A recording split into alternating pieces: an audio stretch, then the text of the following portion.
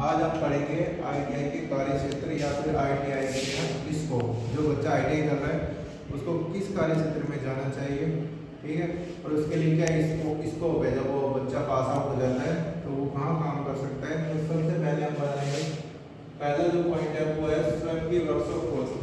कोई बच्चा अगर आईटीआई करके निकला है तो जो 2 साल की आईटीआई करी है या 1 साल की आईटीआई करी है तो उसने सीखा है तो वो खुद की वर्कशॉप डाल सकता है। अगर बच्चा फिटर से है तो अपनी वेल्डिंग की वर्कशॉप हुआ या फिर कोई टूल्स बनाने की, जॉब बनाने की वर्कशॉप हुआ, और डीजल मैकेनिक से पास आउट हुआ है तो वो अपनी खुद की जो जैसे इंजन सुधारने की वर्कशॉप डाल सकता है, ठीक है।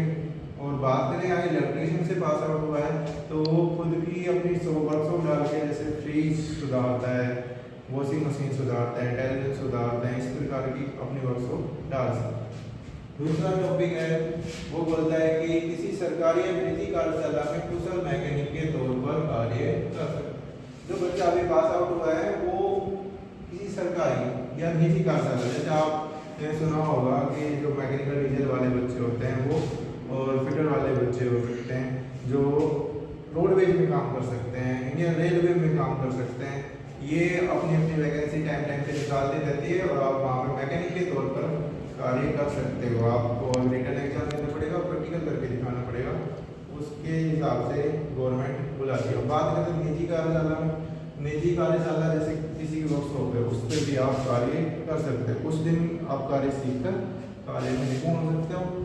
इसकी बात करें, थर्ड पॉइंट बोलता है वह रेल एवं सेना में इंजन ऑपरेटर की तरह कार्य कर सकता है। अभी मैं बता था गवर्नमेंट क्षेत्र, तो ये 2 मुख्य क्षेत्र हैं आईटीआई वालों के लिए बहुत ज़्यादा रिक्वायरमेंट आती है, इंडियन रेलवे और इंडियन सेना, जो मिलिट्री एरिया है मिलिट्री में, ठीक है।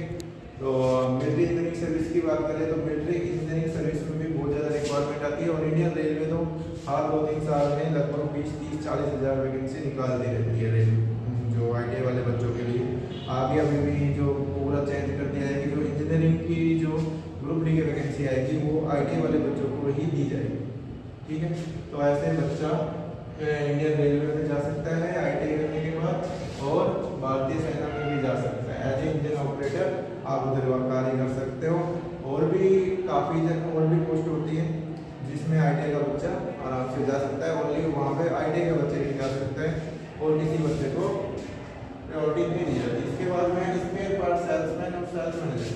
आपको पता है जो बच्चा आईटीआई करेगा उसको पार्ट्स के बारे में जानकारी होती है, या तो कोई जैसे मैकेनिकल डीजल से है या मैकेनिकल से है तो उसको इंजन के हर पार्ट्स के बारे में जानकारी होती है, तो वह इंजन के पार्ट्स की सप्लाई कर सकता है, ठीक है। और आगे जाके प्रमोशन लेके वो सप्लाई मैनेजर के पोस्ट पे भी कार्यरत हो सकता है।